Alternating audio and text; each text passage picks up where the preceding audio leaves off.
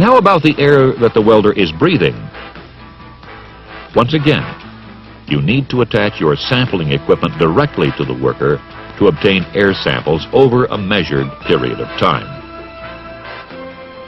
The special welding helmet has the filters already mounted in a manner to obtain air samples from within the helmet, the air that the welder is actually breathing.